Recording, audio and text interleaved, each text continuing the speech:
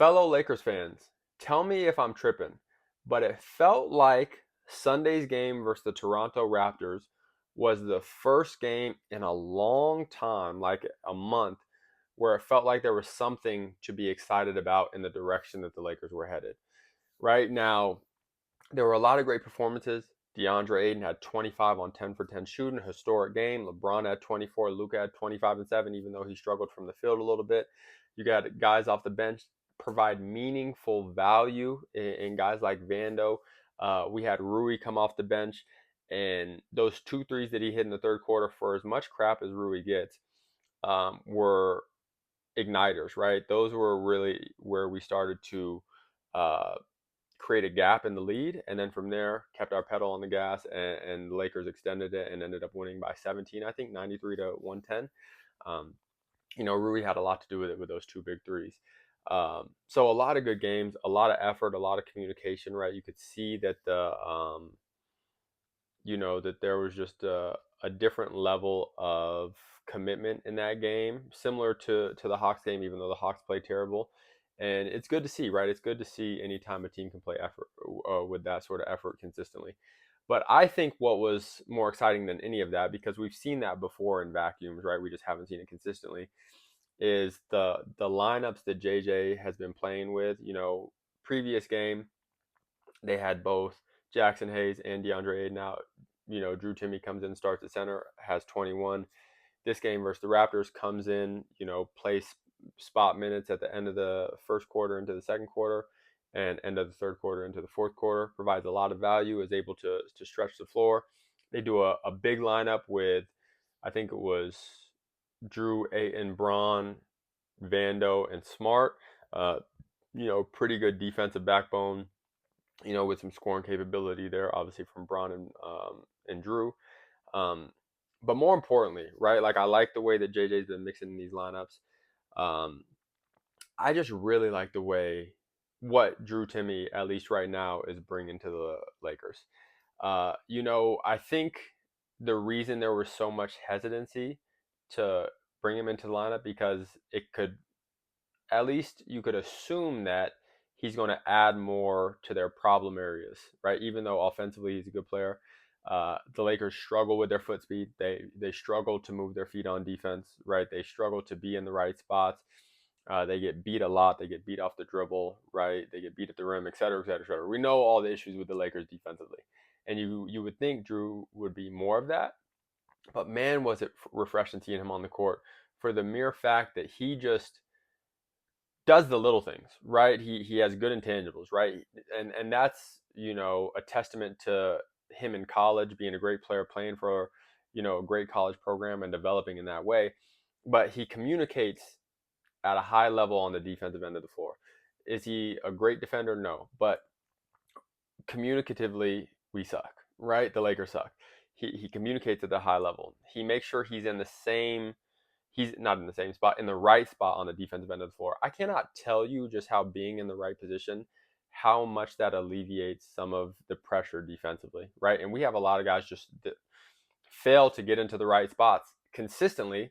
So we're consistently getting beat. There's no backline defense.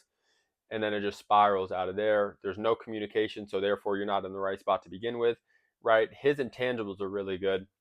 And I think he knows that, hey, I'm not a great defender. So I have to do these small things in order to bridge that gap and make sure that I can be on the floor. And man, has it been refreshing because there's just not a lot of that on the Lakers right now. And that's not even talking to offensively, right? He has great touch around the rim. He has a legitimate back to the basket game, and can be a real scoring threat on the block. And for a second unit, you can run offense through him in the post. He can play make. He can pass out of the post, but he can also go get you a bucket. Not only that, if you put him with our big dogs, right? The Lucas, the LeBrons, Austin Reeves when he comes back. Great pick and pop option. Great pick, get into kind of that mid range area that Aiden likes to go to as well. He has a great floater. He has great touch around the rim, right? Like there's a lot of value Drew can bring offensively to this team. And then defensively, just by him doing stuff that nobody else does, right? He's not a huge detraction, right? Or he's not a huge regression defensively, because, right, he does communicate, he does defensive rebound at a high level, and he does make sure that he's in the right spots so that he can actually have a chance defensively. And that, I'm telling you, that has been refreshing. And to be honest with you, right, if there's one criticism I have of the Lakers right now, it's of JJ Redick and like his unwillingness to give these guys a shot. Like Drew's been a two-way guy for over a month now, I think. And like, why did it take two centers being injured for him to get an opportunity with how bad the Lakers have been playing? I don't know, right? It doesn't really make sense to me, right? Like DeAndre Ayton, for as much as I like what he brings to the game, his inconsistent effort, right? Sometimes, and like he started to play Jackson more before Jackson got hurt. So I'm not saying he's unwilling to make changes, but it seems like there's friction with him playing some of these younger guys. Drew being one of them. Drew has played great and he's earned more minutes, but some of these other guys as well. Like, to be honest with you, I think Bronny played 4 minutes yesterday, just on the, going from a back to back. I think the night before he played a little bit as well, but it feels to me like Bronny, and I don't want to make this a Bronny piece, but has not gotten a real opportunity since like November. And I thought in November, early in the season, in terms of his growth between last season to this season, was substantial, right? Like I thought he made some real growth, and I thought he at least would continue to play, 8 minutes a game, 10 minutes a game, like not much, right? But like get in.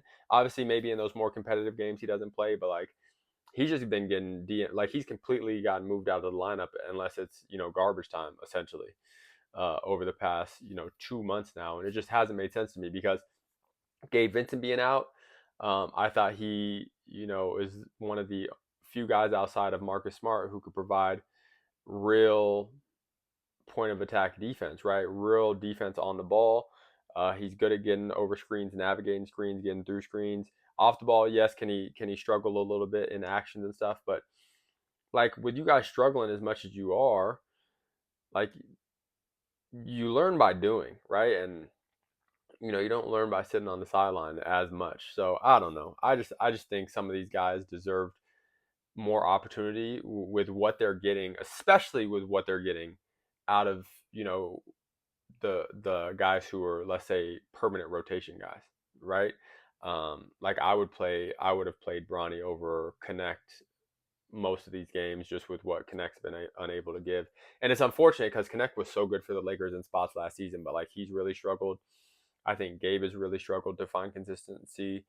Um, I'm not saying that Bronny just takes their spots. I'm not saying that some of these younger guys, Buff, Kobe, comes in and just automatically takes their spots. They definitely have some learning to do. They're not perfect players by any stretch of the imagination. But I just think JJ has been very like stubborn in giving these guys opportunity to see if they can impact the games. And I think there have been spots throughout the season where these guys could impact the game more than some of their rotation guys, just because their rotation guys haven't been given them much. So, and that brings me down to Drew, right? We see what Drew's polished, right? Drew's 25. He's polished. He knows what he's good at. He was in a great program, a college program that is, and it's a little bit different, right? I don't want to compare apples to oranges here, but still, like in terms of what the Lakers have needed, I think a lot of these younger guys should have been getting more of an opportunity, especially with the lack of consistency that a lot of these rotation guys gave. Connect, um, even Rui in spots. Laravia will be good for 2 games, and then he, in terms of shooting the ball, would be terrible for 3 games. Um, like there's pockets where you could fit these guys in and get more out of them like they were earlier in the season. And it's just weird to me why he's been so adamant at condensing that lineup down to what he has been. But it's great to see now that some changes have been made. They're trying to include Drew into the lineup. I hope that's a permanent change, at least for now, until he shows us otherwise. And I don't mean just by him having a bad shooting night. I mean like him getting played off the floor, which I think that's going to be tough to do if you're playing him in a vacuum, with second units and stuff. So we shall see. We shall see. But I like the changes. I like Drew, in these spots, especially offensively, where we need more offensive consistency. And I hope this grows into something. And I hope more of these young guys start to get more opportunities because I think it could really help the Lakers. Let me know what you guys think. Peace.